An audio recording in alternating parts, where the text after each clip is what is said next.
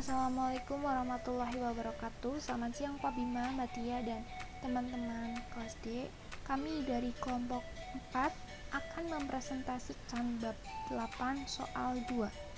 Sebelumnya, izinkan saya memperkenalkan anggota kelompok 4, yaitu Adin Nur Afifah, NIM 012, Ilham Sanjaya 022, Aji Fajar Ismail 048, Irsalina Vera 067, Anida Ayu 086, Anidia Ayu Nur 156.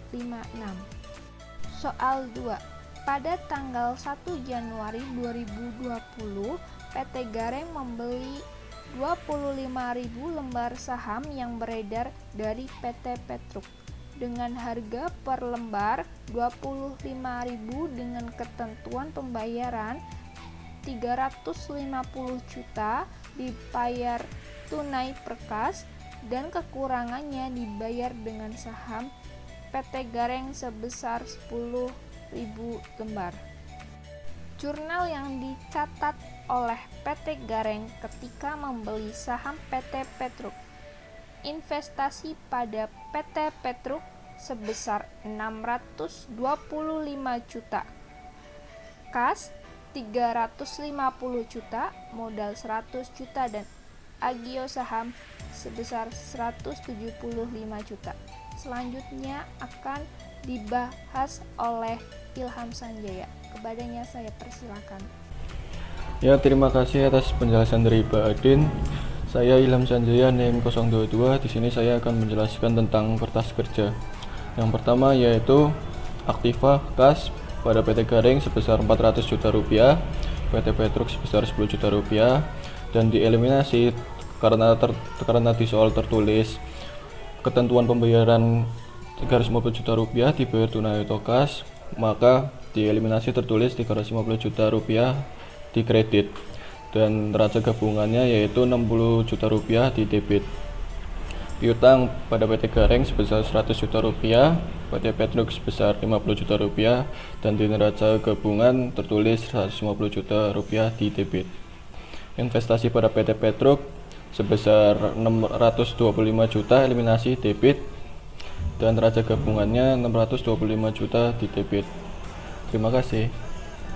Saya Aji Fajar Ismail akan melanjutkan presentasi dari Mas Ilham Sanjaya. Yang keempat, ada persediaan. Persediaan PT Gareng sebesar 200 juta dan PT Petruk sebesar 100 juta. Maka neraca gabungannya sebesar 300 juta di debit. Yang kelima, ada tanah. Tanah PT Gareng sebesar 200 juta dan PT Petruk sebesar 150 juta. Maka neraca gabungannya sebesar 350 juta di debit. Yang keenam, ada aktiva tetap lain. Aktiva tetap lain PT Gareng sebesar 500 juta dan PT Petruk sebesar 250 juta. Maka neraca gabungannya sebesar 750 juta di debit. Selanjutnya akan dibacakan oleh Mbak Irsalina Vera. Terima kasih. Izin melanjutkan penjelasan dari Mas Aji. Saya Irsalina Vera Puspita Ningrum. Pada rekening hutang dan modal. Hutang pada PT Gareng sebesar 400 juta dan PT Petruk 60 juta.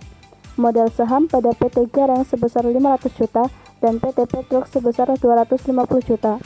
Agio saham pada PT Gareng sebesar 200 juta dan PT Petruk 150 juta. Laba yang ditahan pada PT Gareng sebesar 300 juta dan PT Petruk sebesar 100 juta.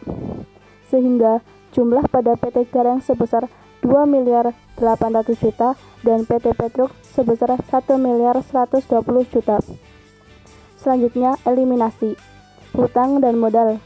Pada modal saham sebesar 100 juta pada posisi kredit, agio saham 175 juta pada posisi kredit, sehingga jumlah di posisi debit sebesar 625 juta dan posisi kredit sebesar 625 juta, sehingga posisi debit dan kredit menjadi balance.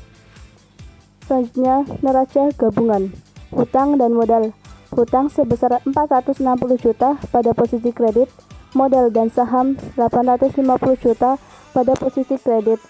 Agio saham sebesar 525 juta posisi kredit, laba yang ditahan 400 juta pada posisi kredit, sehingga jumlah pada posisi debit sebesar 2 miliar 235 juta dan kredit 2 miliar 235 juta, sehingga posisi debit dan kredit menjadi balance.